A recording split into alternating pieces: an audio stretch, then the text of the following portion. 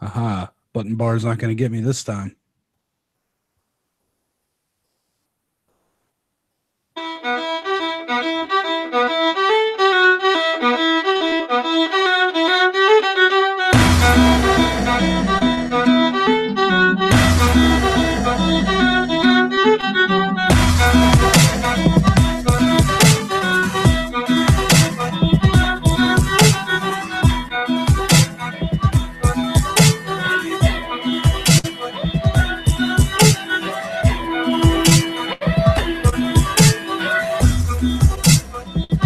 What is going on? Welcome to the Pamphlet on Kelly Digital, kellydigitalpodcast.com. Check it out.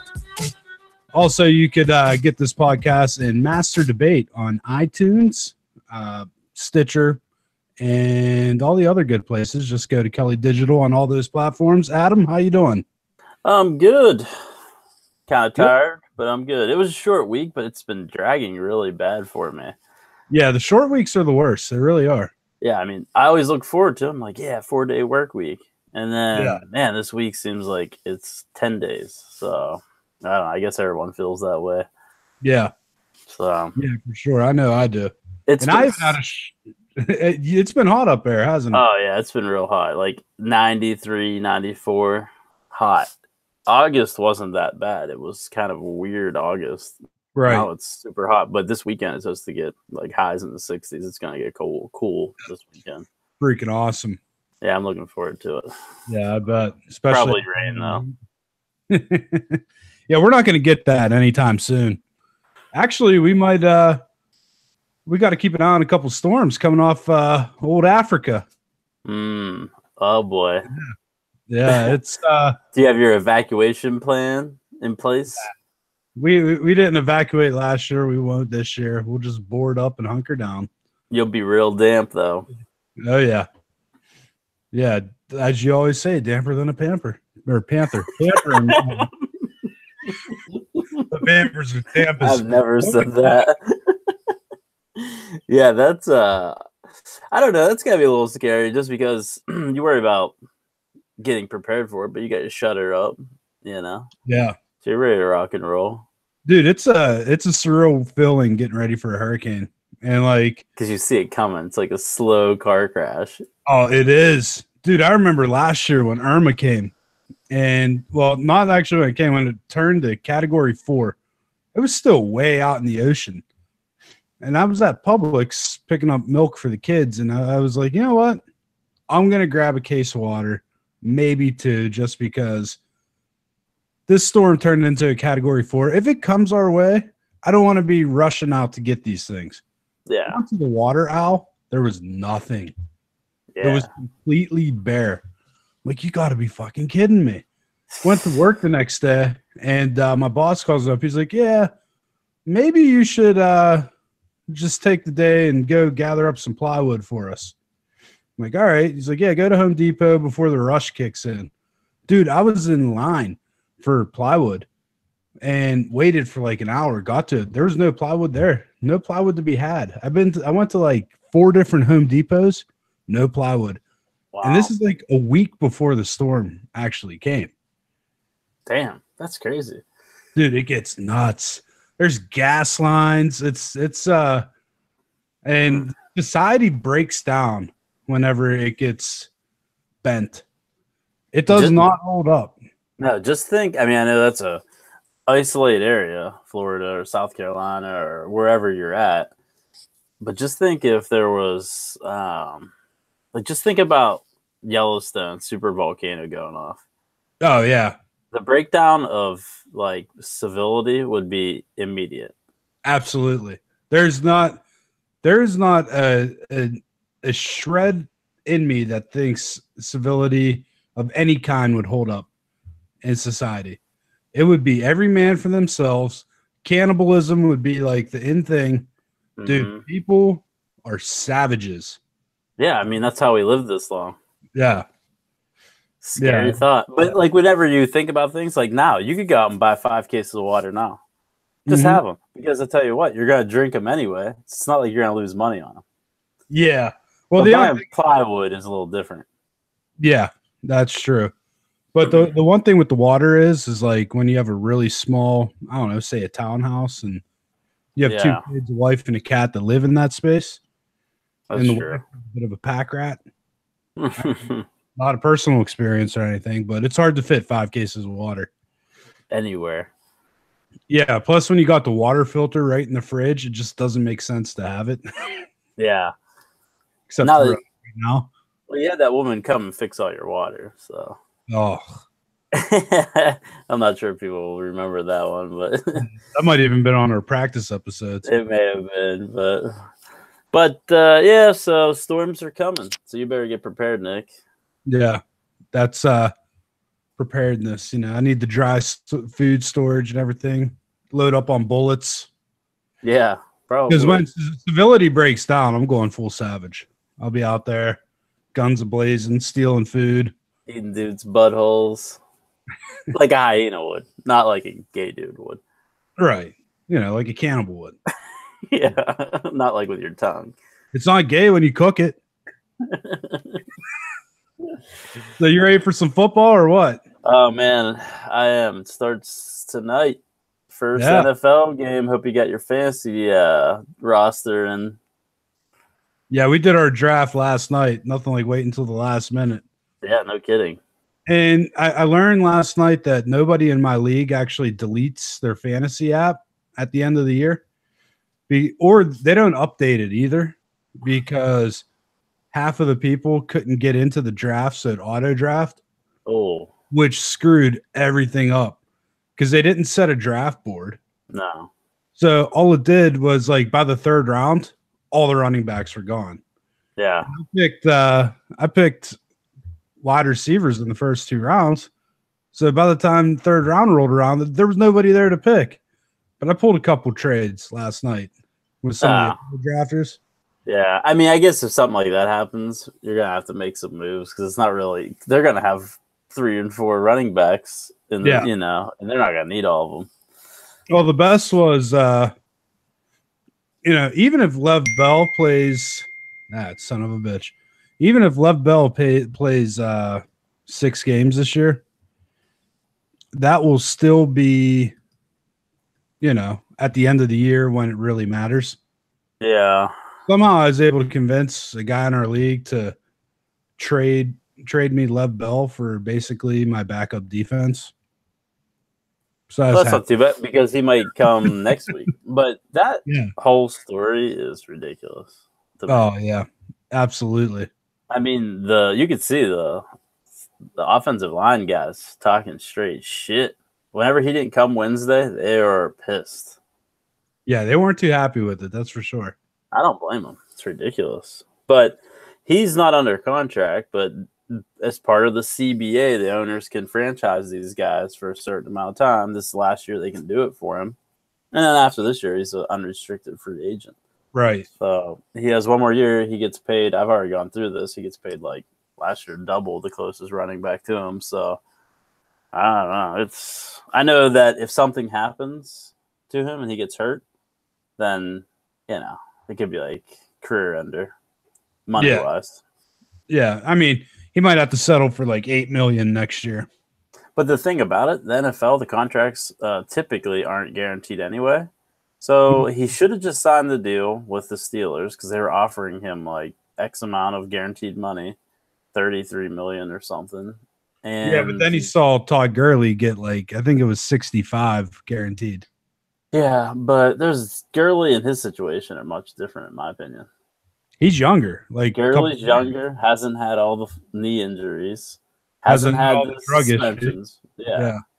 You know, like he hasn't been under contract this whole time.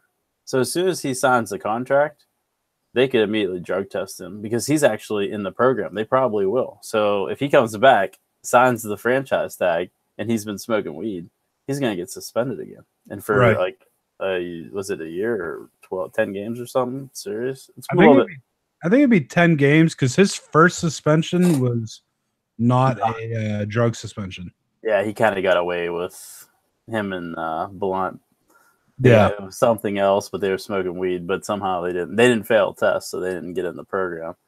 But yeah, so I mean, it's frustrating, like in my opinion. Yeah, Did you watch this week's Hard Knocks? Did you watch the last week with the cuts? I didn't, but just reading up on news, like I got all the spoiler alerts on accident. Yeah, that sucks. Yeah. So Cajuste didn't make it, huh? Cajuste didn't make it. And neither did Nate Orchard. I know. And then they cut Nassib. Really? That I didn't know.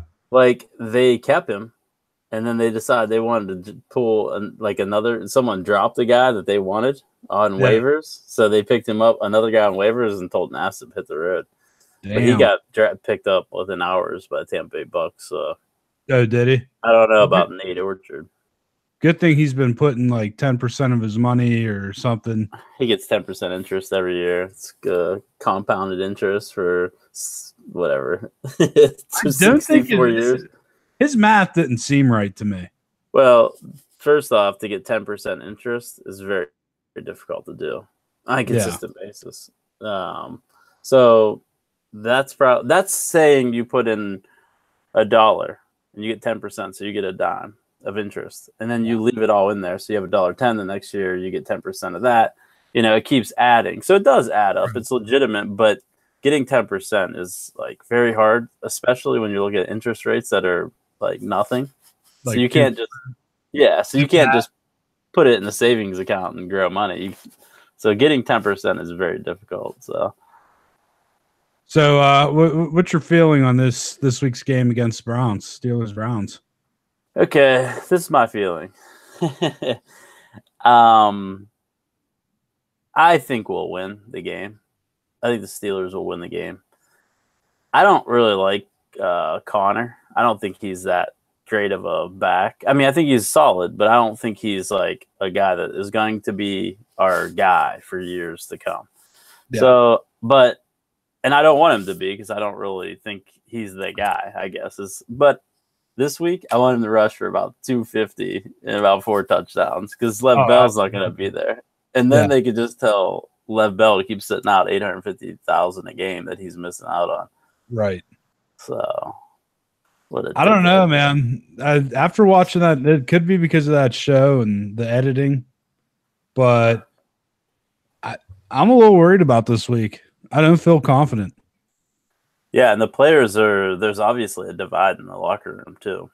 Oh, yeah, absolutely. So the Steelers, Ramon Foster, I think, was talking trash to Lev Bell. Like, this is ridiculous. They're going to pay you like more than both tackles put together, more than I made my whole career for one season. Yeah. Just show up to camp, get here to work. Because, a lot of those guys last year, they finished up the year. And, they had a drive to this year, we're going to win the Super Bowl. That's their kind of attitude. And then you have someone doing this, and it pisses those guys off to no end. And here's the thing. Like, you hear on all the talk shows today, like Stephen A. Smith and all them saying, well, it's ridiculous players talking about another player's money. But they get paid to go to the playoffs. They get paid when, they get bonus money when you win, make more money. Yeah, and win Super Bowls, you get more money. So Lev Bell's fucking with their money too.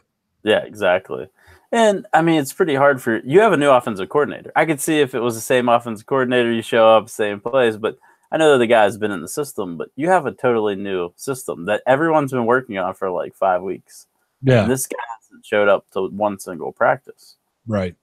So who knows what he's doing? He's not even saying anything. His agent said something this week, and he basically said he's concerned about the amount of carries he gets, but then in the same sentence, he basically said, but this year he's going to have the best statistical year ever. Like, he's worried that they're giving the ball too much or beating him up.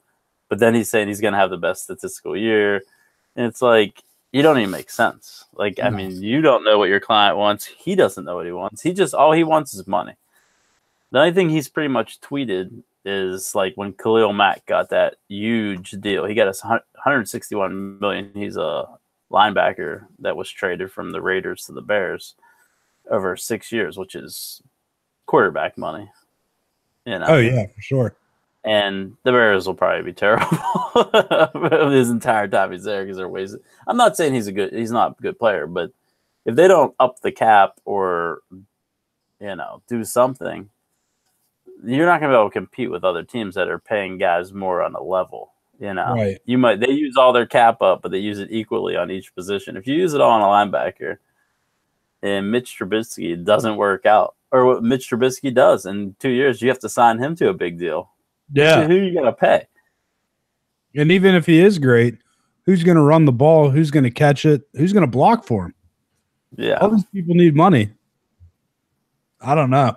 These contracts are getting crazy. Well, it's a guaranteed money stuff. Yeah. But this whole franchise tag and the way the guaranteed money is struck, the way these teams have done it, they've done it. All the players who have been doing it for years. I mean, the players' union, the CBA they agreed on this.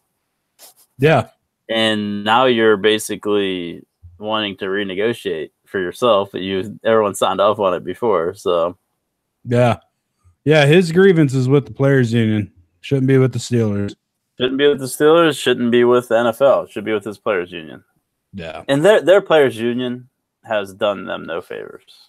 No, not at all. I don't like Goodell, but Goodell and the owners have outmaneuvered the players' union consistently. Yeah, so. absolutely. There is one interesting thing for this football season. I don't know if you want to hit it in the wire or not, but Colin Kaepernick, big endorsement deal. Yeah, I tell you what, one thing I like about the Kaepernick deal is the fact that the memes have been pure spectacular. 100, Yeah, they are spectacular. They are. My favorite is the Anthony Weiner one. Yeah, shirtless. Yeah. Yeah. The Ocasio-Cortez is great too. Like, stand for something, even if you know absolutely nothing. Like, I love memes. I do too. Well, I think you said it. It's one of those things where a lot of people look at it as, any news is good news, or whatever, whatever the saying is. Basically, just get your name out there. But that day, their stock dropped 3.5%, and that was like, that shouldn't come back up. It will, but really, the day to invest in Nike was that day after it all broke. Yeah. Now the thing that they have to, and that's fine for a short term because it'll bounce back. But if you have people, it's kind of like the NFL. You have a large portion of people who are really offended by it. Then they don't buy their products, and their stock could be whatever. But whenever they have their earnings and they come out and they say, our sales are down, like the NFL 30%, well, then that's going to be a way bigger impact on their stock price than, just news. That's bottom dollar stuff. But here's the real bottom dollar stuff. When you walk into a shoe store, I'm not sponsored by anyone. When I go in, if I see a decent looking pair of shoes that are, $10 cheaper, I'm buying that pair of shoes. I don't care if it's New Balance, Reebok, Nike, whatever. Like, I don't care enough about shoes. And I don't think there are a lot of people who do. They buy every they're pair not of really Republicans that come out. No, probably not. So, like, I'm not gonna like it's a pair of shoes. I don't give a shit. It's like these ones are $50. They're every bit as good as these ones. They're not fucking BK Knights or whatever. What's wrong with those? I love those. I know, I miss them. I would rock a pair of BKs. Then they light up. Sometimes. You get them away. Yeah. Back in the day, they came back out of them, but back whenever they originally came out of them, I had Reebok pumps. Those things were the sickest shoes ever. But they're stupid as fuck, really. But they came back out with similar things. Yeah. Oh yeah. Absolutely. The pump system. Hey, if you got that patent, you might as well use it. Yeah, might as well. I'm sure the shoe companies probably bought it off whoever, some poor designer worked for him for nothing. He worked for them. They probably got proprietary rights to it or something. Right. But, there's a lot of conversation going around about Nike, Kaepernick, protests with that, just stuff. I just don't think, I don't think if you react to it and say, the stock went down or the stock's gone up, that's really what's gotten to be what shows what's happening with Nike. You have to look at their quarterly and their yearly earnings and see how they compare to they did last year, and see if it's actually made a difference in a positive, or see if it's actually made a difference negatively. And you won't know that for months. So yeah, and I think in the short term it will make a difference, but long term, no news lasts long term anymore. It really doesn't. Like Kaepernick has managed to hang around, which is more than you could say about his football career. But aside from him, like, I mean, and he comes in and out. He's not like always like in the news. Trump has been able to maintain that, but Kaepernick not so much. Well, the thing about Kaepernick, what kills me about this whole thing is the fact that he did this to keep himself basically relevant. Because absolutely. First off, he doesn't know anything about the issues. Second off, he didn't grow up in like a rough neighborhood. I mean, his parents are white. He was adopted. His parents are white, which is fine, and which I don't have a problem with, even if he is black. I don't even know. He looks like he's Arabian to me. You know what I mean? He doesn't even look black to me, but I'm not going to question his blackness the way Max Kellerman does. But my problem with him is he didn't do this because he felt like, you know, so wronged, or his people needed representation. He did it because he was a disgruntled player whose game he didn't want to do the work to be as good as he needed to be to start in the NFL. And he was a bench warmer. Yeah, he was pissed about it. He was on the cut bubble. Oh, yeah. He signed a massive contract, and then he lost his job to Blaine Gabbert. Yeah, Blaine Gabbert was terrible, for those who don't know. I mean, the guy was afraid to drop back and throw the ball because he was afraid of getting hit. And Kaepernick he came in one year, he was totally shredded, totally ready to play. He had a good season, got paid. I mean, huge contract. Yeah. Quarterback money.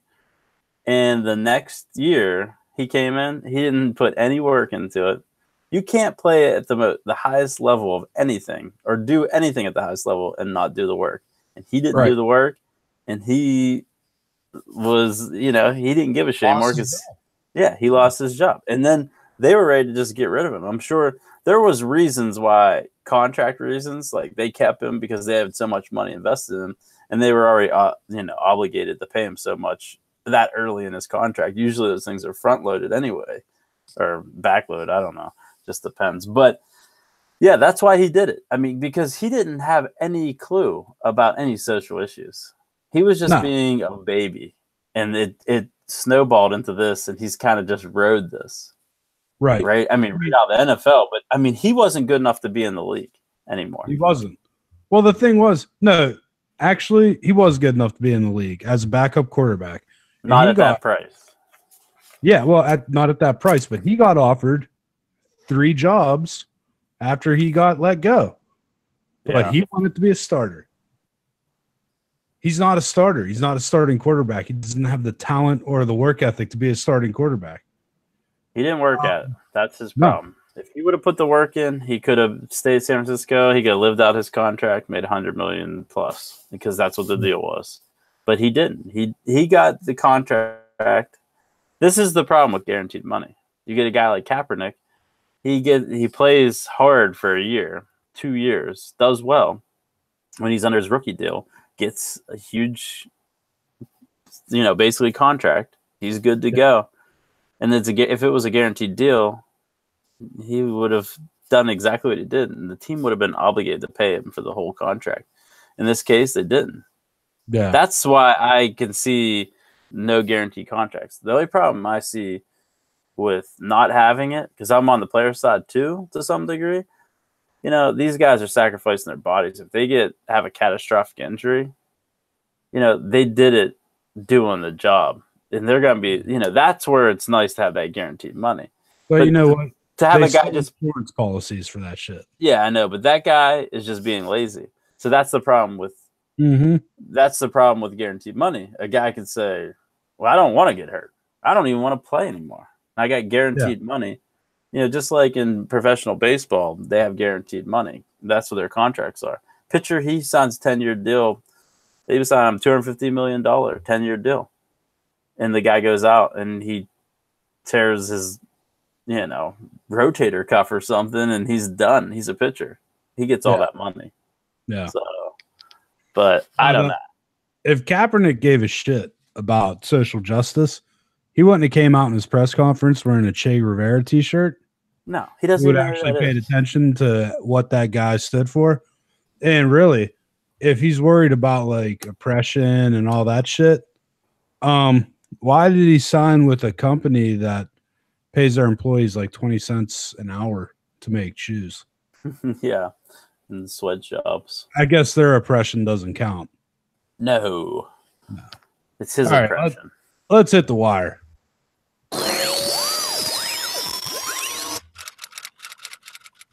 What are we leading with today? Well, I think the biggest news outside the Kaepernick stuff, and I think this has eclipsed it anyway, but essentially there's a Senate hearing going on for the new Supreme Court Justice nominee. His name's Kavanaugh. I'm not sure if anyone's ever heard of him. I don't know if you've turned on any news in the past week. Old brick. Yeah. Well, it was it's been a shit disaster. Yeah. I mean, did you have the clip of the first 30 seconds opening remarks? Yeah, when they're actually reading the trying to just open the hearing before opening the hearing. Oh yeah. Opening the hearing. Nothing controversial has been said yet, except no questions. No questions yet. Just saying, good morning. This is why we're here. Yeah. Mr. Chairman. Brett Kavanaugh. Mr. Chairman. To serve as Associate Justice. Mr. Chairman, I'd like to be recognized for a question before we proceed. Regular order. Mr. Chairman, I'd like to be recognized to ask a question before we proceed. The committee last night, less than 15 hours ago, 42,000 pages of documents that we have not had an opportunity to review or read or analyze. You're out of order. I'll proceed. We cannot possibly move forward, Mr. Chairman. I extend a very warm welcome. We have not been given an opportunity to have a meaningful hearing on the nominee. Their two daughters. Mr. Chairman, I agree with. They're literally saying good morning. That is all they're doing. And you know what? Well, go ahead. What I was going to say, essentially what a lot of the big scuffle or part of their big scuffle in this whole thing, or what they're trying to say, there's for when these guys come up, they have document requests. This guy actually worked under the Bush administration for some time and did some work for them. He's obviously a judge. So they have a request for documents, whatever. Yeah.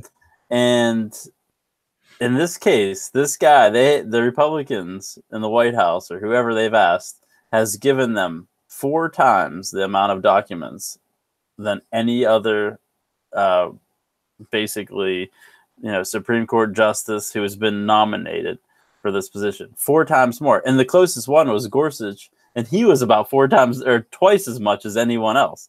So you're talking about like 8 and 10 times, in some cases even more than that, documents for these that they requested, just to be a pain in the ass. So they give them to them, and then they say they haven't given them enough. Then they put in a request the night before for another 100,000, and they get those as well. And then they're bitching because, we didn't have time to review these. But I mean, they didn't review the other 500,000. I mean, they did a little bit, but they couldn't. They're just trying to be a pain in the ass. Yeah. I was actually going to go ahead and skip the rest of this clip, but I actually think it's worth playing a little bit more. Mr. Chairman, Judge we Kavanaugh's received 42,000 documents that we haven't been everyone able else joining to review us last today. night, and we believe this hearing should be postponed. I know this is an exciting day for all of you here. Literally, good morning. Mr. Chairman, if we cannot be recognized, I move to adjourn. The American people. Chairman, I move to adjourn. Directly. Dude, these fucking people are so childish. These are United States senators. Yeah, these aren't random people in the crowd. Fucking childish. It is. These are the guys who are running your country. No, you want to talk about the tardbards in the fucking crowd. Here's these guys. Mr. Chairman, we have been denied real access to the documents. Well, not this guy. This is Blumenthal. Chairman, regular order is called for. Which turns this hearing into a charade and a mockery of our norms. No, that's just a Democratic Mr. Chairman, Party. I therefore move to adjourn this hearing. Okay. This is a mockery and a tragedy of justice. This is a tragedy of justice. We will not hold back. Cancel Brett Kavanaugh. Adjourn the hearing.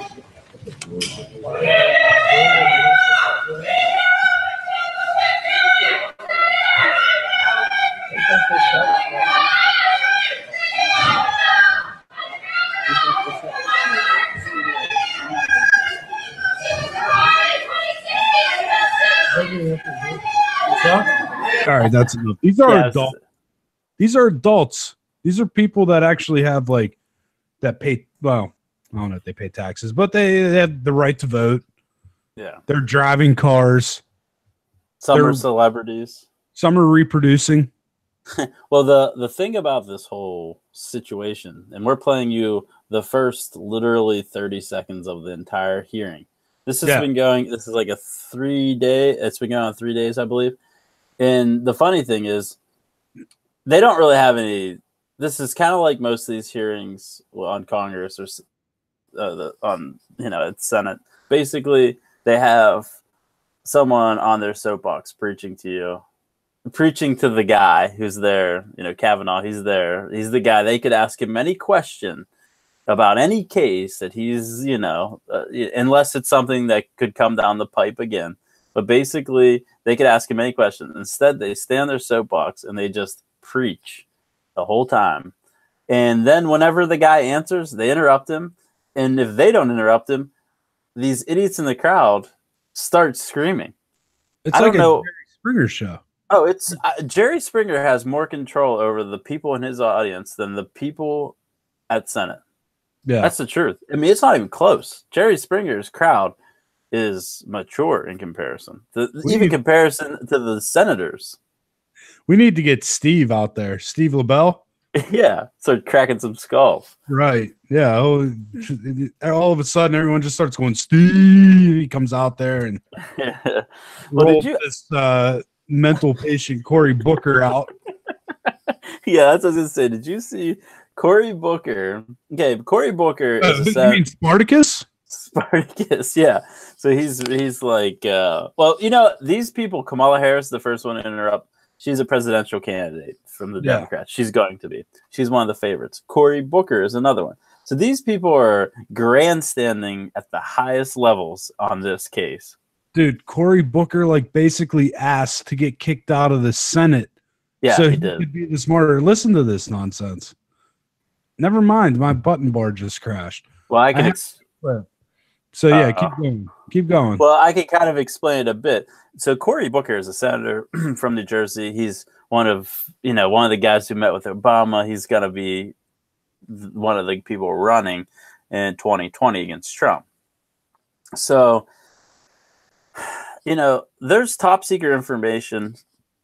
That's classified information that the Senate, they are questioning people. Some things can't be basically shared with general public because they're classified. Right. So the Senate committee who's questioning Kavanaugh about these things, they get information, whether it's the request information or whatever it is. Some of it is classified. It's essentially top secret. It's classified information. It's for that committee's viewing only. It's not to be shared. Right. Cory Booker gets out there and he says, "You have it? Okay." Yeah. I'm going to release the email about racial profiling. And I understand that the penalty comes with potential ousting from the Senate.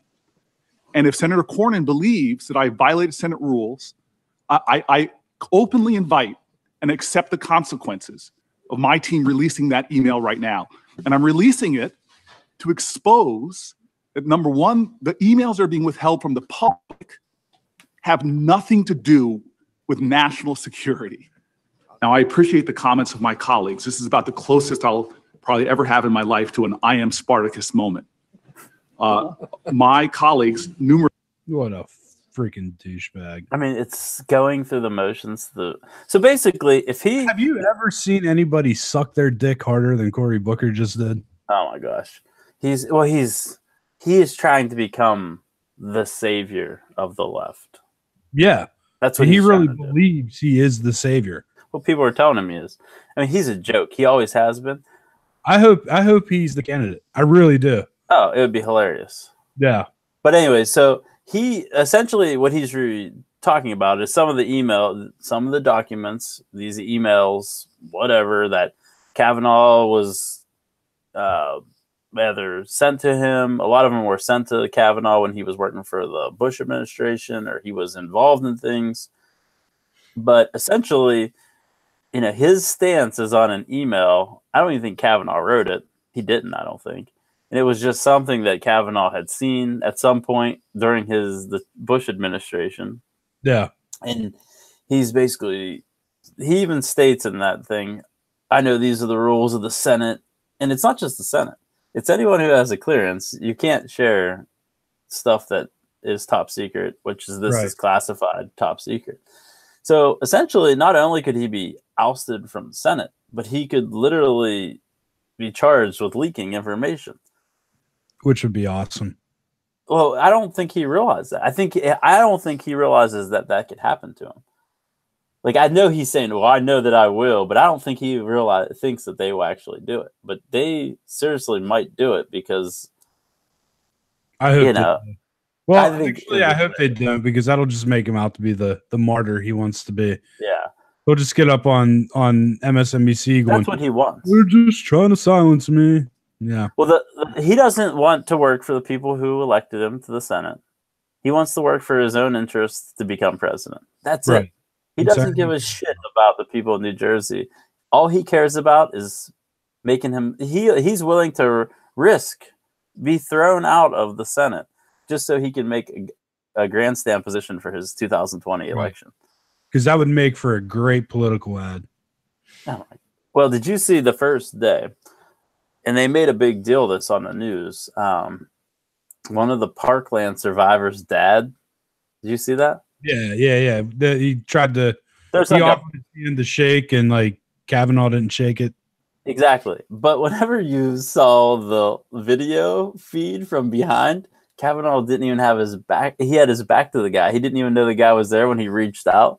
And then when he came in, and then after he came over to him, I mean, Kavanaugh doesn't know who the hell that guy is. These people have been screaming to the point where Kavanaugh's family had to be taken out of the hearing.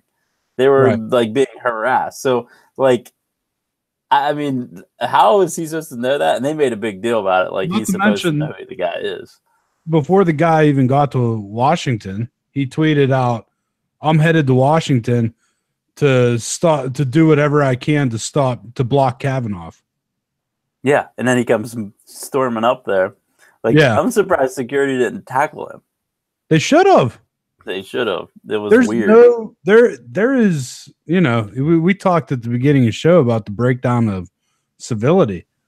There was like zero civility at those hearings at all. I mean, we played 30 seconds of it. That's what has been going on. Like, that guy is the chair of that Senate committee who was speaking and trying to just get through the introduction.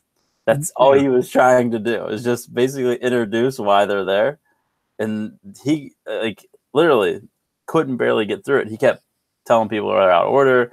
He's trying to continue over them. And then people are screaming from the audience. It was the most ridiculous thing ever. And that was only the first 30 seconds. And that has continued pretty much throughout this entire thing over the last 3 days. What a waste of your tax dollars. Absolutely. I mean, that's exactly what it is. It's just a despicable display. Yeah, it's a media. Well, okay, let me ask you this. Maybe you have a different opinion. We elected senators to basically vote on these nominees.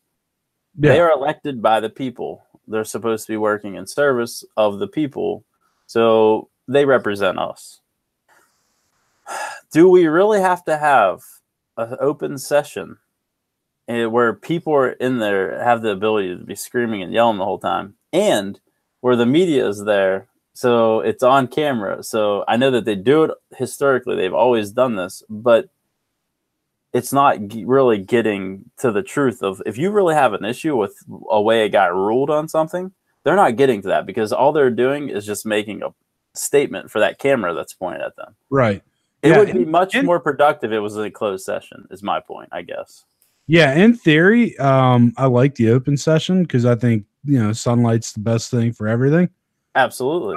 But until you see how they act. Yeah, but the fact is, like, you got childish people out there that seriously have no grasp of reality that are just being they are I really would like to see a pandemic. I just there are too many of these people on the planet. It sounds. I think Ebola was back in the news this week, so bring it on. Bring it on. Bring it on. Let's get some Ebola in here. Let's get some Walking Dead action going. I know there was like a flight that got quarantined because there was a bunch of. You know what? Let them out. Let them run rampant. Just let them out. Right in Washington D.C. Right in D.C. Put them in New York. San Francisco. Just let them out. Do it. Yeah. I mean, wherever that disease came from, that got the flight quarantined, bring another flight over, drop them in another real big metropolitan area, and let's thin the herd. We need to thin the herd. Let's look at things historically. So this sticks in my head. I had a journalism professor when I was in college. She was African American, ultra liberal. Okay, and she was probably like my parents' age, and she talked about how everyone hated Nixon. They hated him. He was a bastard and no good, But Nixon won the last election like 80%. It was one of the biggest wins ever. So she's saying that, but I'm not sure. She acted like everyone hated Nixon, but everybody that she was around did. They don't have their concept of reality is skewed. Exactly. And I'm not whatever. Maybe she did hate Nixon. And you know what? Nixon did shady shit. It was unnecessary. He was a hateable guy. His foreign policy really wasn't that bad though. In certain cases. I don't want to say everything. But like in certain things, his foreign policy really wasn't that bad. It could have been the way people portray him is that he's like an Adolf Hitler type, and he wasn't. He wasn't a great president, and I'm not saying he's a good president. I wasn't alive. I didn't have to worry about it. But he got 80% of the vote. Okay, yeah. So then you go on. Let's just go down the line. Let's say Reagan. He's another no good bitch, Yeah. He's won huge amount in his second election. So, okay, he's hated, but by who? I mean, they still voted for him, I guess is my point. Then you're getting into more modern times. Even Bill Clinton, his second term, and this was with the Monica impeachment shit, he still won pretty handily. Oh, yeah. Bush, I mean, he had to start a war to get reelected, but he did. And he didn't even win the first time, but he won the second time. But anyways, so then you have Obama. Obama gets voted in pretty unanimously. I mean, it was not super tight, No, neither one of those were tight. No. And well, let's be honest. I mean, I know we're not allowed to disrespect John McCain anymore, but he was a shitty candidate. Well, look, he's another one. He's a Washington insider. He should have known better than to have what's her face Palin as his running mate. That sunk him. That was enough to sink him. Nah, he wasn't going to win that no matter who he had. I don't think he was either, honestly, just because it was time for certain things to happen in people's eyes. But okay, so my point is, so now we're at the most hated president of all time, Donald Trump. This no good son of a bitch. He will never get elected. Okay, he gets elected. Yeah, but that was a fluke. We just didn't show up. We didn't realize. Well, Russia did it. And Russia did it, which was really China, but they won't admit it for some reason. Did you see this? Like, basically, they're blaming Russia. Obviously, Russia is probably doing something, but the like hacking and stuff was China. And then that Feinstein, her limo driver, has been a Chinese spy for 25 plus years. Has been Senator Feinstein from California's limo driver. He's a Chinese spy. Why the fact that you don't even hear about this alone is like obnoxious. Yeah. But so there's that, and then also like no one even talks about though. No, not a word. Well, it's like Debbie Wasserman Schultz, IT guy. Yeah, he pulled his like family members out of McDonald's, like literally McDonald's, to work IT in Washington for like $100,000 a year jobs. Yeah, like, but that nobody talks about that either. No. So anyway, I guess we'll get back to my point. So now we're at my election. Big bad Trump, terrible for our country. He's a fascist. He's no good. Yeah. So what do you think will happen in this next election? I mean, not the midterms. I'm saying in the 2020 election. What do you think will happen? And I know it's hard to predict because you don't know the candidates, but you kind of have an idea of who the people that are going to be running. What do you think will happen? Let's see it, Nostradamus. Biden runs, Biden wins. Ooh.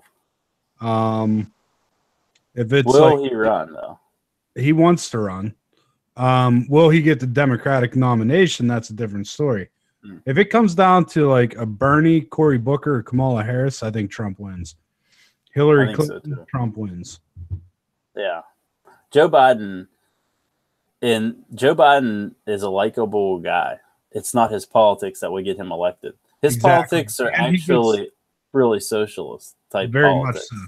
Yeah. He's like a real but there's some dirt in his past, man. There is, but the thing is, the blue collar union worker loves Biden. Yeah. And all those guys, those blue collar union workers, they went to Trump, but they'll go right back to Biden. Yeah, I agree with you on that one. Now, the one thing about Biden, did you ever see that clip with the girl? There's a couple of them floating around. Which one? Yeah. Yeah. He's a creepy motherfucker, dude. Man. Like, for people who haven't seen it, we probably should link this somewhere, but he's like getting a picture taken at, I don't know, the White House or something. And it's a group of people. It must be a big family or something. And he insists on the little girl. Like, she's probably like 9, 10-ish, I would say. Yeah. He's like, come over here. Come on. Just get in front of me. That's fine. You know, and he's being very jovial and very, you know, because you have these, basically you have these people and you're smoozing them a bit. And do you have this? I see you working over there. You're looking for this clip. But yeah. Keep going. If you don't find it, I'll say what I can remember. But essentially, he gets this girl in front of him, and he's got her in front of him, and then he whispers into her ear. But the whole thing is on camera, and he's mic'd up. He's like, it's like a hot mic thing. But this is like one of those things. If this was a Republican, oh my God, it would have been going nuts. Oh, absolutely. Here's what Joe Biden had to say into that little girl's ear. Hold on.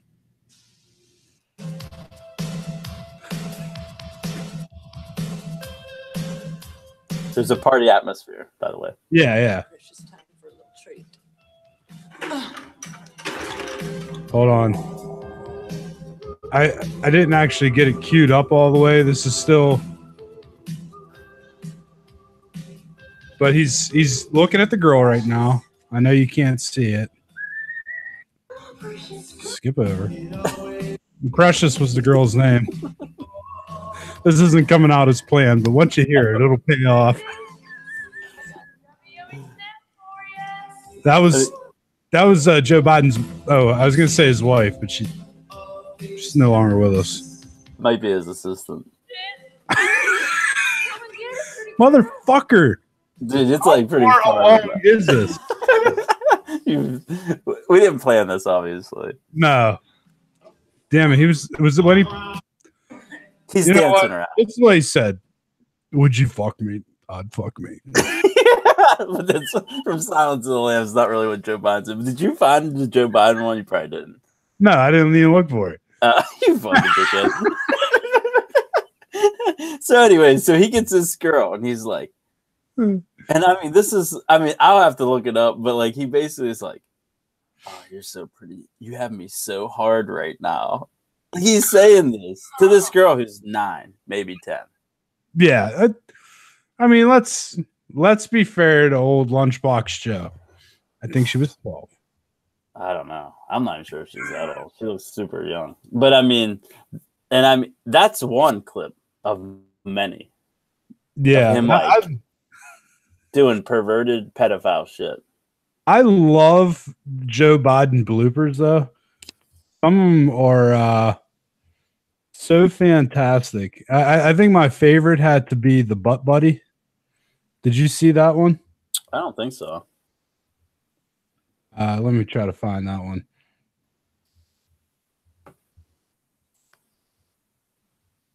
Here we go. This is only a 12-second clip, so it can't be the disaster the last one was. And Neil Smith, an old butt buddy. Are you here, Neil? Neil, I miss you. I miss you, man, you old butt buddy. You. Hey, where's my butt buddy? But I can send this to you, and you can play it if you want. Okay. Just because I did a terrible job explaining it. Oh, wait. Hold on, I'll just send it to you. I'm not gonna fucking try to do this because I don't have the brain power apparently. But I'm gonna send this to you. So this is what I'm sending you is the clip that I'm trying to explain, which I'm doing. Is it this one? Chuck Graham, state senator's here. Chuck, stand up. Chuck, let him see you. Oh, God love you. What am I talking about? I tell you what, you're making everybody else stand up, though, pal. Oh yeah, Chuck can't stand up. He's in a wheelchair.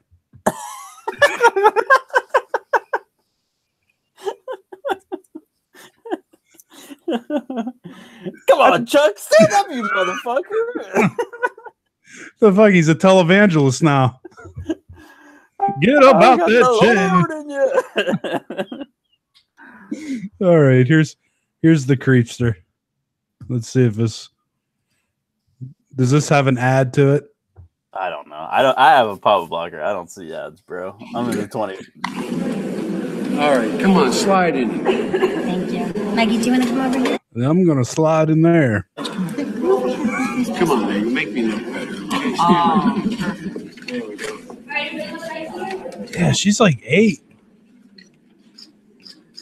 Do you guys want this for your seat? There we go. He said, "Oh, you make me look better." Right there, perfect.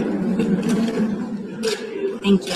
They're posing for the You gotta picture. look up at the center photographer up top. It's coming right. He's getting everybody's eyes away from him. Thank you. Thank you.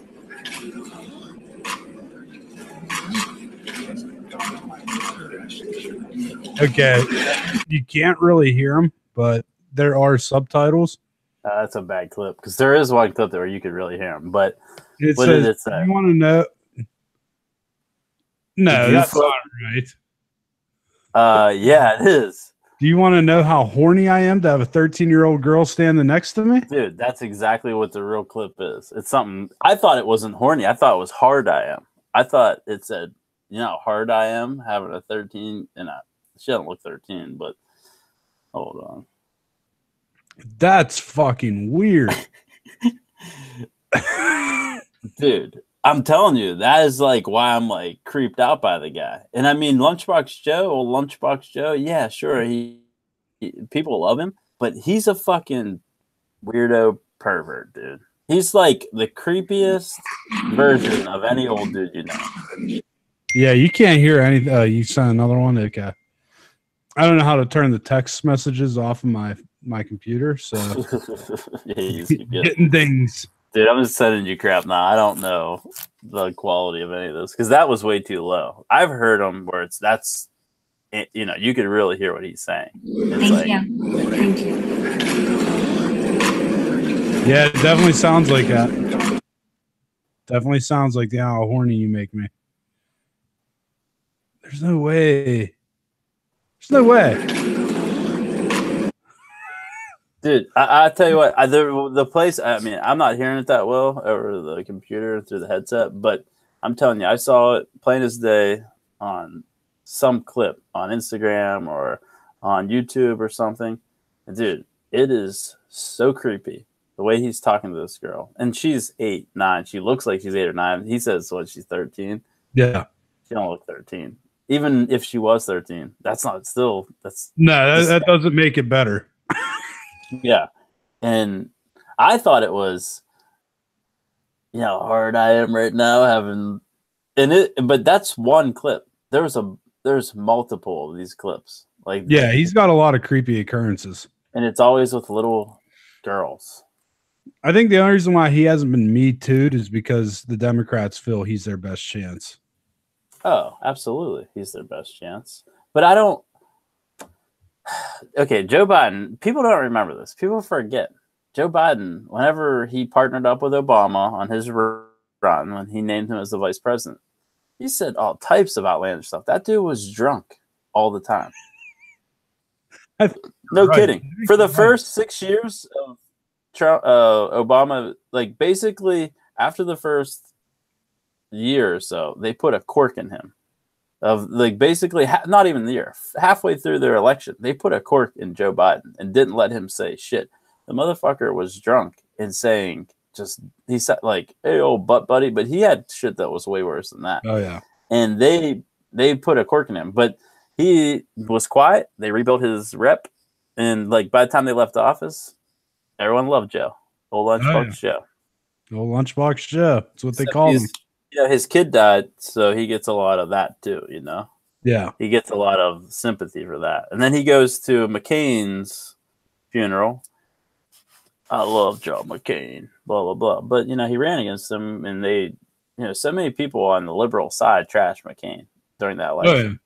I didn't hear, I heard McCain stand up whenever someone called, like, Obama, he's a no good Taliban-y or something at some open house, and he goes, "No, I have to stop there. He's not. He's an American. He's a good guy. That's not a true statement." And he stood up for Obama, but those guys on the left, old Joe, who loved him, didn't ever stand up for McCain ever once. Right?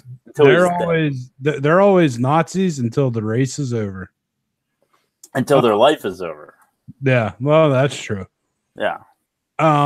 So moving on to the next. I don't know where we're at now.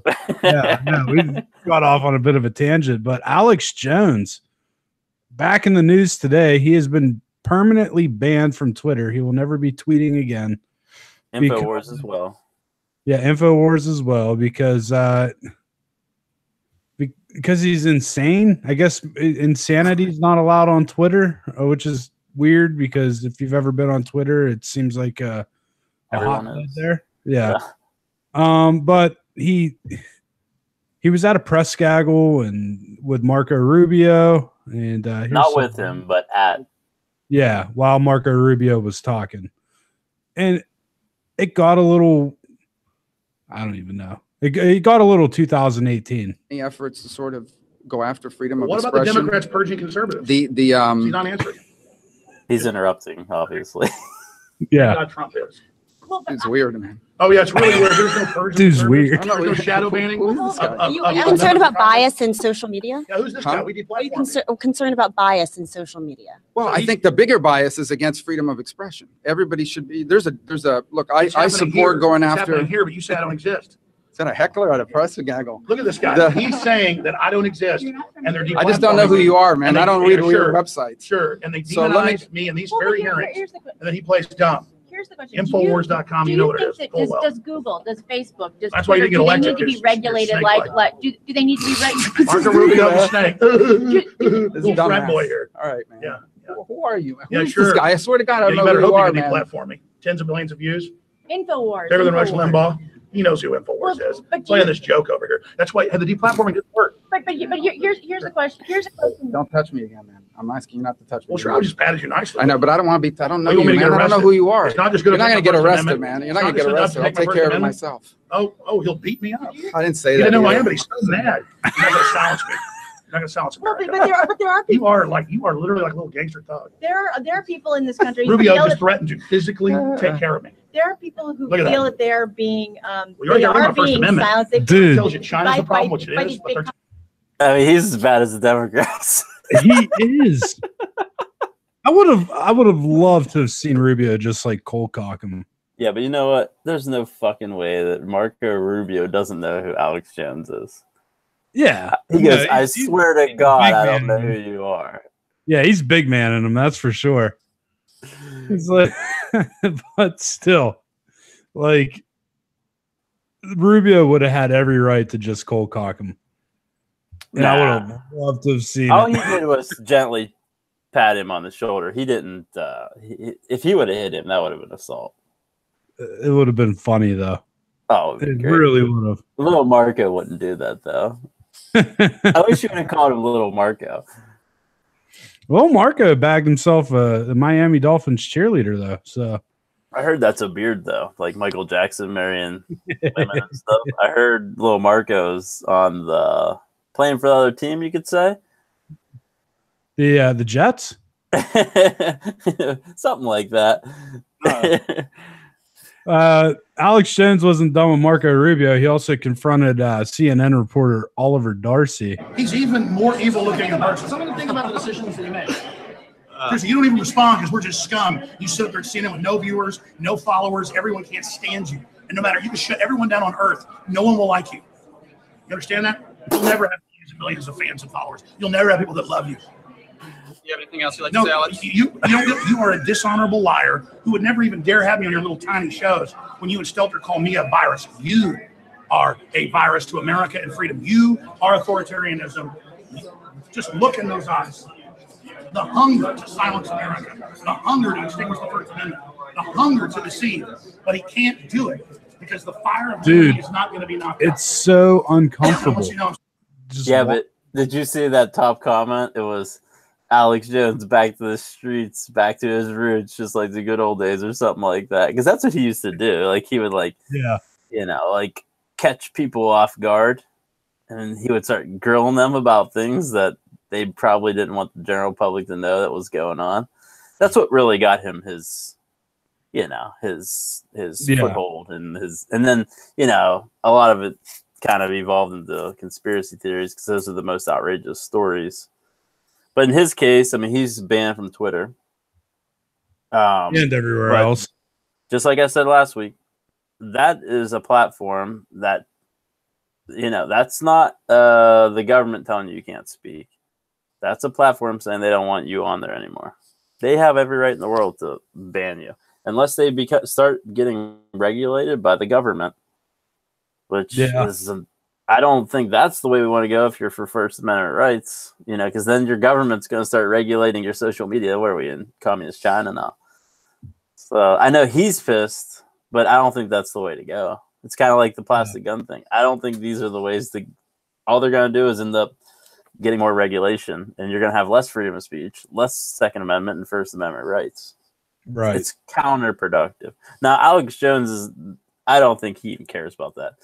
He doesn't, he needs to keep his name out there because he's knocked off of YouTube. He's knocked off of all social media, but he still has probably his website or something, he's still out there in meth. Dude is wild. I mean, he is wild.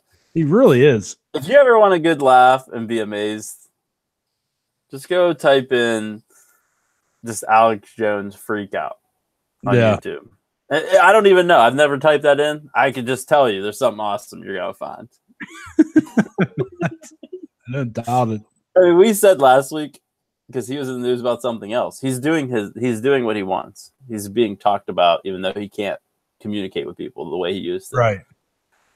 We said it'd be great. I mean, we could do a story on him every week, and we pretty much do because he's always doing something outrageous. He is. Little Marco's face was like I mean, he has security with him, doesn't he?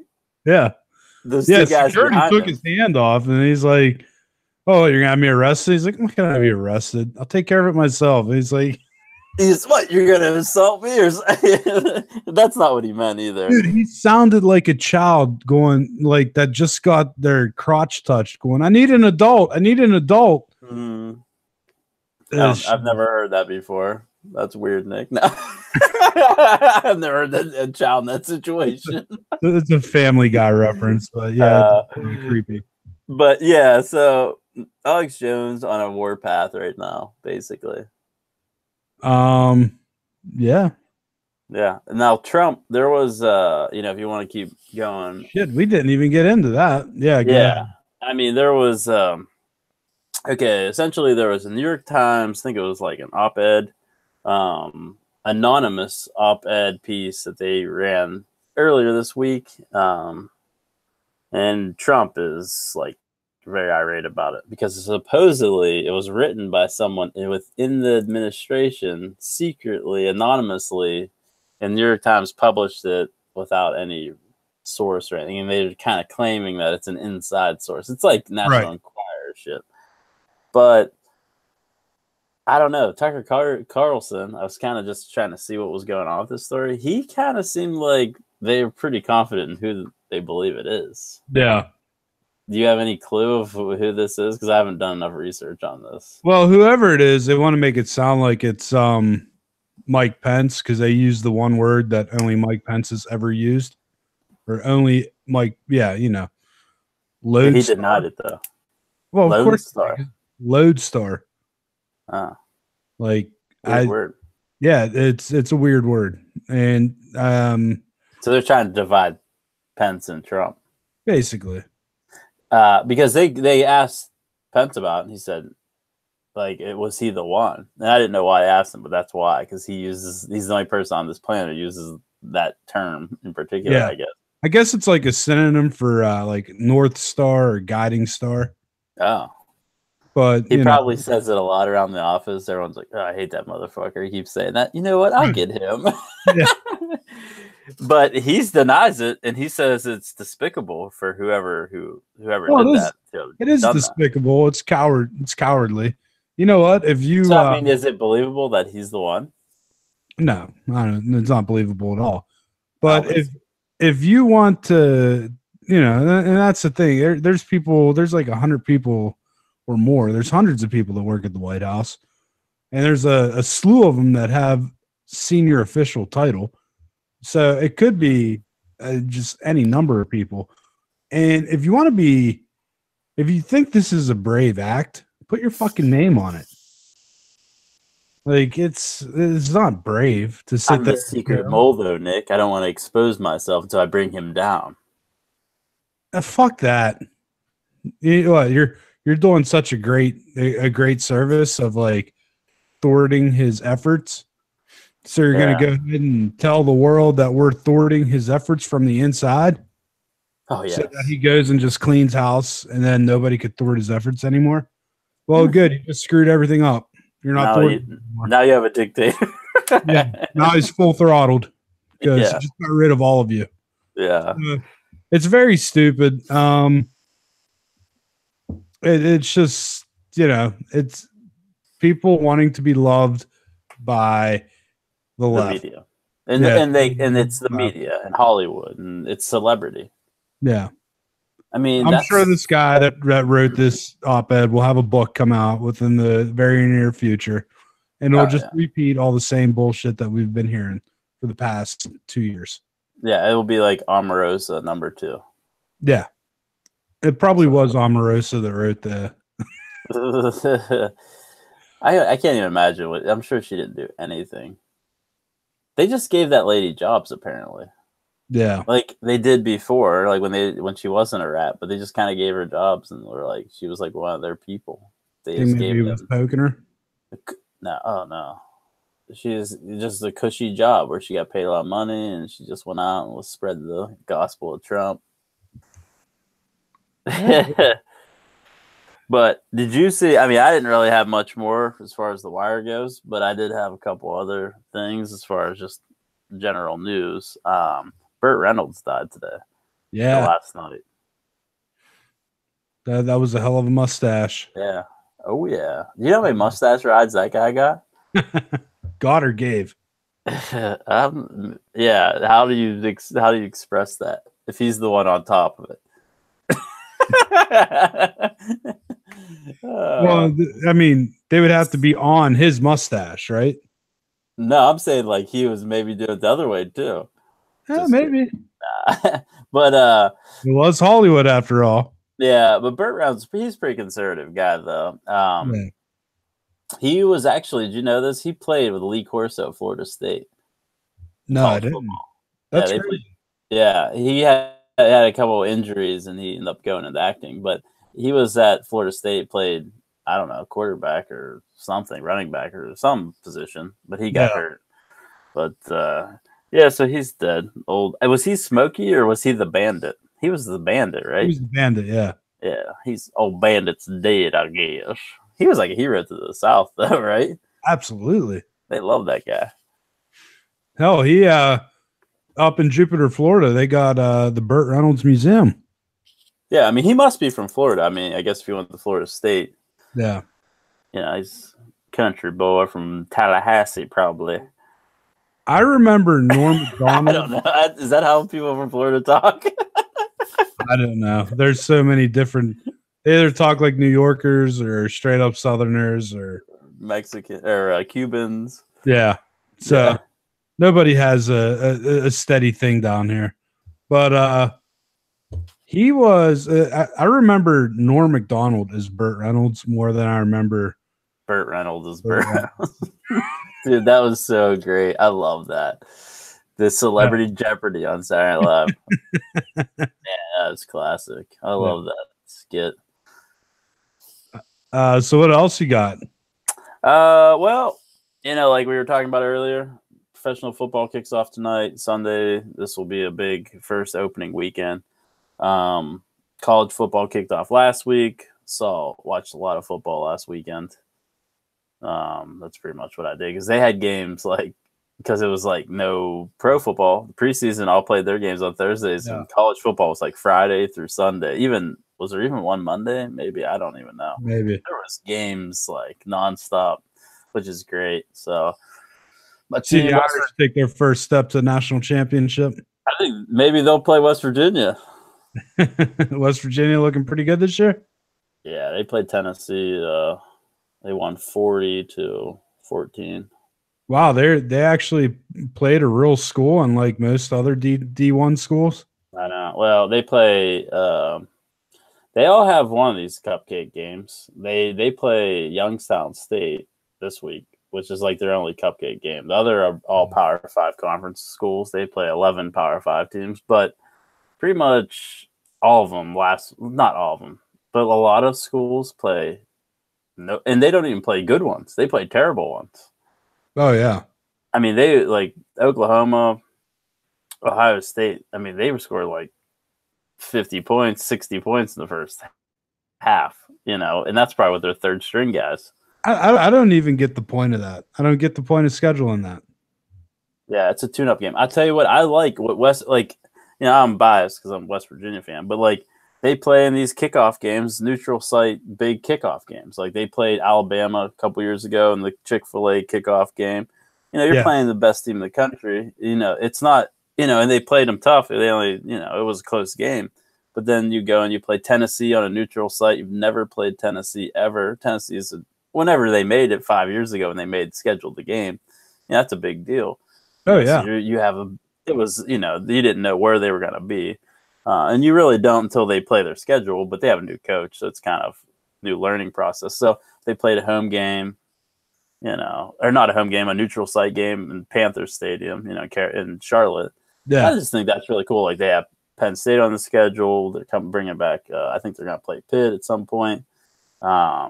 They have Florida State. They're going to play. They're playing big. Those are games you get excited about. A year in advance. If you're playing UTEP or not even some school who's even smaller, it's not very exciting. I mean, Pitt played Albany. Yeah. Who gives I didn't even know they had Edinburgh. That's what I was going to say. They should have played Edinburgh or at least Duquesne. Yeah. Then they would lose recruits to Duquesne though if they lost. That's Notre Dame caught shit in the past about having a weak schedule because they played Army Navy, but they have no cupcake teams. I don't think on their schedule.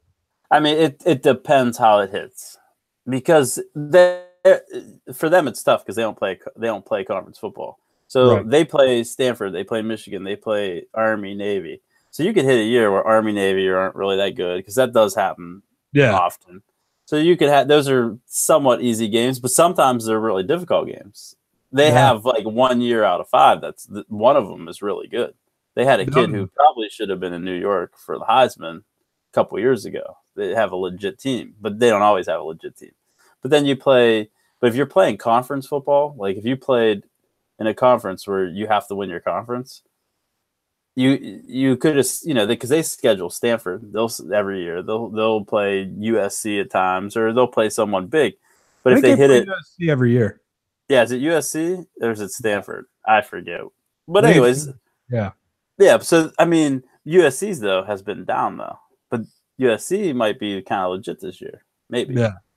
So it's like if you have a play in a conference though, someone in your conference is legit every year. It may not be the same team, it may be USC if they play in the Pac-12, let's say, maybe USC, but then in the beginning, maybe Oregon. So it's hard to schedule like college football stuff because they want to go off a strength of schedule, and you schedule games 5 years in advance. So you don't even know what their team's going to be like. You're trying to schedule a tough schedule so you can compete to get into a playoff, but then these guys are terrible. They were good when you scheduled it, but they're terrible when you actually played them. You know what I mean? So it's tough. And I will say this, they do play a lot of blue blood programs. Like they play Michigan.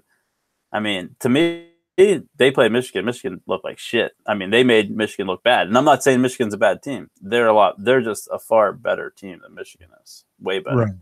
So it's exciting to see how things play out. Yeah, I agree. Like, I that's why I enjoy college football. Every week matters. Like first week of NFL. Yeah, I mean if the Steelers lost, that would suck, but I mean it's not the end of the world. If your team loses in the first week of college football, it's pretty much over for you. Especially like Penn State that almost lost to Appalachia State. Yeah. That would have ruined. That would have sunk them. They should have lost to them. The guy missed the field goal. I mean, I know it was a long field goal, but he had enough leg in it. They should have lost to them at home in front of 110,000 of their fans. I mean, how the hell did you lose that game? I mean, I know Appalachia State, like I said, Division II schools, Appalachia State, they're a legit program, football, but they're still not Division I. They don't get the athletes that Penn State gets. Yeah, absolutely. So, I mean, but it could happen to anybody. 5 Division I teams lost to FCS schools, so. Last week, so they're legit programs. Oh yeah. Southern football. You watch anything interesting? Oh, not really. I have all the shows that I've been DVRing because summer's kind of a slow time of the year. Yeah. Like I have the training camp stuff on 24/7. I watch one show that I watch, and I've been watching it forever. I don't know why to keep tuning into it, but I've been watching it for years. This Deadliest Catch, and I still DVR and watch it every week. I watch Gold Rush too. That's awesome. Those are maybe the only 2 shows that I've been Walking Dead, but it's not on yet. Yeah, because they put it on in the summer. There's nothing on TV right now. Yeah, there really isn't. So other than that, I'm not even using my cable until football starts. Now I'm using cable again. I should just get rid of it for most of the spring and summer. Yeah, cut the cord, dude. I did. Get DirecTV now. It's fantastic. Well, I had DirecTV, and I didn't have a problem with DirecTV, but no, this is their streaming service. Oh, okay. Not the dish, anything like that. Yeah. But cool. yeah, it's kind of like Netflix but cable TV. Yep. You have like a Fire Stick or something that you can watch it on your TV? Yeah, I'd use an Apple TV, but yeah, you could do Fire Stick, or Chromecast, Roku, whatever. I have a Fire Stick because everyone jailbroke them and they were getting free everything. Yeah. I've never opened the box. I think like the criminal aspect of that, I just can't put myself to do it. Because I have a Chromecast and I pay for Netflix and I pay $1 million a month for cable that I don't use, but I won't. I have like I could have someone do it, or I could just look on YouTube and see how to do it, but just can't bring myself to do it. Yeah, I hear you. Yeah, I'm just a chump, I guess. Everyone else is doing it. I should be doing it. Yeah. Well, somebody has to pay for these programs. Yeah, I know. Like Netflix spends like billions of dollars every year. Right. But what about you? What are you up to? What are you watching? I watched Summer of '84, which is like a horror suspense movie. Pretty good. It's kind of like I think it was like same vein as like Hitchcock's, I believe it was Rearview Mirror. Basically, they're spying on the neighbor. They think he's a serial killer. Okay. But, you get the if you're a fan of Stranger Things, you get that 80s vibe. They really capture that nostalgia again. Yeah. And the ending's pretty twisted. So, and like the rest of it's a good movie. I like it. When's it from? Like how long ago? How old is it? It's pretty new. 1984. Yeah. 1984. It was a live TV show. Yeah. No, it's on I got it on Apple Movies as a new release. Oh, okay. It wasn't like in the theaters ever. I don't think. No, it's probably like, a couple of the indie theaters or whatever. But it's a good movie. And then I watched Burt Kreischer's Secret Time. Okay, I haven't seen that yet. Yeah, his new special. Dude, he is so funny. Like, I thought his first special, I think, was funnier. I watched it with you, like here. Yeah. Like you had seen it already, but Mike, you came up, and Mike and some other people were at my house, and that we were flipping through to see what we wanted to watch, and that was on. That was the funny. first night I saw it. I just knew who he was. Oh, it was funny. Rush story before, yeah. We were drunk though, so it was probably even funnier. And his new one's not as funny as that one, but like my stomach still hurt from laughing so hard. Yeah. But I kind of knew what kind of comedy to expect from him. Yeah, he did. It wasn't like because he if you've never seen the guy before, and then this guy who's not like real great shape physically, he's like no shirt. He doesn't wear a shirt the whole time. You're like, what in the hell? Because I watched a lot of stand-up comedy in my life. I'm like, what in the hell is this guy doing? He's like his big gut sticking out. I'm like, geez, this is so weird. But he's a funny guy. So, but you knew that was coming. I'm guessing he doesn't have a shirt on that one either. Right. Spoiler alert. Shirt off right away, throws it up into the crowd. Bunch of guys were glad to grab it and glad to sweaty. Yeah. Did you he's buddies with Joe Rogan. Yeah. And I've seen so many funny videos of people editing Joe Rogan, talking like Joe Rogan. Yeah. And they're like, and I saw the podcast. If you watch or I watched on YouTube, but Joe Rogan, he was talking to someone about chimpanzees, and they're talking about like, chimpanzees with mange, and like you could see they're like the guy who works there. There's a lot more professional than ours, but he like types in and like he searches what Joe's talking about, and he puts it up on the screen, and both Joe and the guest start looking at these pictures or videos or whatever it is. And this is of a chimpanzee with mange. It doesn't have any hair. This thing's like shredded. But then they dubbed it so Joe's talking to Joe, and whenever they put the picture up, it's Burt Kreischer with no shirt on. He's like, look at that. Like, that's a freak, man. Look how big his muscles are. Like he's like, yeah, that's a chimpanzee with no hair. It was Burt Kreischer. Oh, so funny. I love those videos. I don't know who does them, but they're really funny. They are. But another thing I've been watching this week, and I don't know why, I can't get enough of it. But Eminem did a surprise album last week. I don't give a shit about Eminem. Yeah. But like the thing was, he dissed a bunch of rappers. Like, it wasn't just Backstreet Boys and or NSYNC. He actually dissed rappers this time.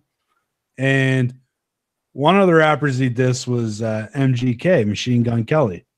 Dude, I like Machine Gun Kelly. Like I got his first album. He was he's out of Cleveland. So he's got a good song with Bone. And you know me and Bone. I love Bone. And MGK actually fired back at Eminem, which a lot of rappers don't do. If Eminem disses them, they just kind of take it. But this was a pretty good diss track. Here's some of that. I think my dad's gone crazy. Yeah, Haley, you right. Dad's always mad, cooped up in the studio, yelling at the mic. You sober and bored, huh? I know. I'm about to be 46 years old, dog. Talking about, I'ma call up Trick. Man, you sound like a bitch. Man at the hand of shit. Mad about something. But like, yeah, he really So it's like a feud going on. Oh yeah. He got a nice good 46. It's probably pretty close, actually. No, he is. He's 46 years old. That dude's old as fuck. Yeah, he is. I mean, I'm old. He's real old. Dude, think about this. Like, these rappers, like Dre's over 50. He's probably getting close to 60. Yeah, he's old as dirt. He was old back in the day. You didn't realize it, but he was a lot older than all those other guys like Ice Cube and Snoop. Snoop Dogg is old now, but he was really, really young whenever he like came on scene. He was only like 18 years old or something. Right, but he's got to be 50 now. Oh yeah, makes you realize how fast time goes. Yeah, we're right behind him, not right behind 50, but you know what I mean. We're like the funniest thing, we were talking about memes earlier, and you talk about feuds. Yeah. Well, I think I sent you this. Floyd Mayweather and 50 Cent, they have like a feud going on, like they were friends, and they talk such shit about each other on like social media, and like 50 Cent put up like the Colin Kaepernick style meme, and it was a picture of Floyd Mayweather, and it was just like a bunch of letters because they say Floyd Mayweather can't read. Like it didn't put a sentence together. And then Floyd Mayweather put up a picture of same thing, a meme of 50 Cent, and it says, when I have a, it's 50 Cent and it's black and white and it's the same. Yeah. He said, when I have a herpes flare up, my boyfriend always tells me, don't worry, just get the strap. So, I mean, everyone's in a feud right now. Dude, that's awesome. I love it. Boyfriend. But, I mean, everyone's like, I don't know if these are real or they're not, but they're hilarious. And they do get a buzz going. Anytime celebrities or rappers feud. Dude, like, that's all I've been watching on YouTube is, like, celebrity reactions and video reactions to the MGK diss. I don't know. That's the first I've even heard a glimpse of that. I mean, I heard about it, but I didn't pay much attention to that one because I think Eminem. Like, oh. Yeah, that song is called Rap Devil. Actually, Eminem's new album, I listened to it after listening to the MGK thing. It's not bad. I'll probably give it another listen, at least one. The reason I wouldn't listen to it is because I just assume it's going to be like Trump trash talking the whole time. Nah, he mentions them a couple times, but it's mainly he's trashing rappers. Yeah, see, that's why I like those guys. They lose me. Even if I liked Eminem, if that's all you're going to talk about, I'm assuming that's all you're going to talk about because that's all you talk about on social media or the public for the last 5 years. Yeah, you just lost me. I just don't even tune in anymore. Right. No, I agree. I think he only mentioned Trump once, actually, if I remember. But in this album, but I mean, I was in the same boat. I had no interest just because, like, I don't give a shit about Eminem's agenda. Well, I don't even care if it was about anyone. Like, if it was about Obama or whoever, I don't. You're rap. This is like sports. Keep your politics out of like my things I enjoy listening to. If I wanted to go listen to politics, I'll go watch some news program. I don't want to listen to Eminem, but if I won't give it a shot though. I've never liked Eminem. He's another one like Green Day. I'm probably giving away my cards, but if we ever do like a top rap, but like Green Day and what are those people from San Francisco? Like Chili Peppers, Red Hot Chili Peppers, and Eminem. Those are like my three most hated people of all time. Yeah, I've been love and hate with Eminem on different occasions, but I liked 8 Mile. I thought that was a good movie. It was entertaining. I mean, it was not like an Academy Award winning movie, but it was worth like I would watch it. Kept me going. The story I thought was interesting. Yeah. I have a lot, like I don't have any problem with that movie, or the songs on that were pretty good. But a lot of his crap to me is kind of all the same. I remember My Name Is. I was still a young kid. Yeah, for real. You were definitely in high school. Maybe elementary school, Nick. I'm a pretty young guy. The best was Eminem dissed a millennial rapper named Lil Pump. Oh yeah, Lil Pump. I've heard that. I don't know any word with any song he makes. Yeah. And Lil Pump's response was, "Thank you, I deserve that." Typical millennial there. Yeah, typical millennial. Right. Doesn't even get angry when insulted. No, he's like, "Oh, thank you. You know what? I'm gonna take that criticism." Come on, you're a rapper. Ruins the feud, though. Yeah, it really does. It worked. Yeah, it worked. All right, we got to get out of here. We're way over, like usual. Yeah. Hopefully, people don't mind us going on about certain things. Because if they did, they probably clicked off by now. But that Joe Biden video, look it up because it's creepy. It is. That's creepier than I even remembered. Yeah, dude, it's fucking so creepy. It is. So, all right, guys. All right, listen to us on iTunes and Stitcher, all the other ones. Kelly Digital. This is the Pamphlet. Talk to you later. Dude, that was